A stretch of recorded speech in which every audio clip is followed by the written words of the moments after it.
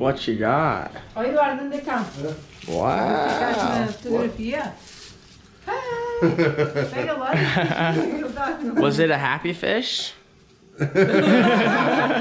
Stage 1, honeymoon phase. The first stage of culture shock is often overwhelmingly positive. Travelers become infatuated with the language, people, and food in their new surroundings. At this stage, the trip or move seems like the greatest decision ever made, an exciting adventure to stay on forever. Muito bom. On short trips, the honeymoon phase may take over the entire experience, as the later effects of culture shock don't have time to set in. Stage 2, the frustration phase. Frustration may be the most difficult stage of culture shock and is probably familiar to anyone who has lived abroad or who travels frequently.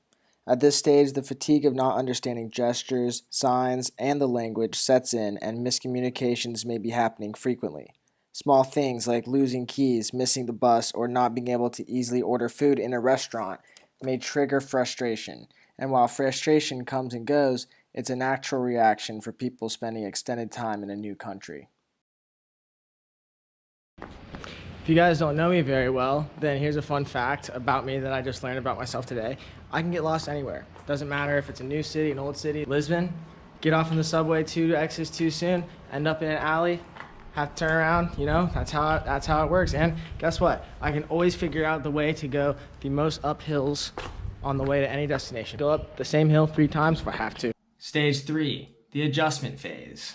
Frustrations are often subdued as travelers begin to feel more familiar and comfortable with the cultures, people, food, and languages of new environments. Navigation becomes easier, friends and communities of support are established, and details of local language may become more recognizable during the adjustment stage. Stage 4, acceptance. Acceptance doesn't mean that new cultures or environments are completely understood. Rather, it signifies realization that complete understanding isn't necessary to function and thrive in the new surroundings. During the acceptance stage, travelers have the familiarity and are able to draw together the resources they need to feel at ease. The beach has always been super therapeutic for me. It's just what the doctor ordered. Here's the books I left America with. This one my mom gave me for Christmas. It's about Portugal, very obviously. I don't really read guidebooks. I'd much rather just get recommendations from locals, but it does have some cool information in it, and since my mom got it for me, I took it with me. My friend Keith gave me this one when I left the van life in favor of Europe. I haven't read it as much as I should because I've been focused on reading an autobiography of a yogi. To be honest, I've been reading Instagram posts more than I've been reading these books, and I feel guilty about that, so less scrolling, more reading. One thing that I think is critical for adjustment is just to take time for yourself. Be consistent with your exercise. Going outside is super important. Practicing mindfulness and really dwelling in the present moment is one of the best ways to get acclimated to a new place. There's a million places I could be, but I'm right here right now. And that's the ultimate valuable lesson that you can learn anywhere you're at.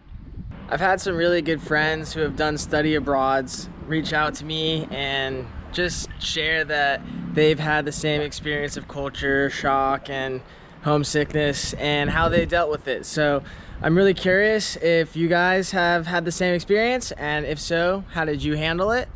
Please let me know in the comment section below.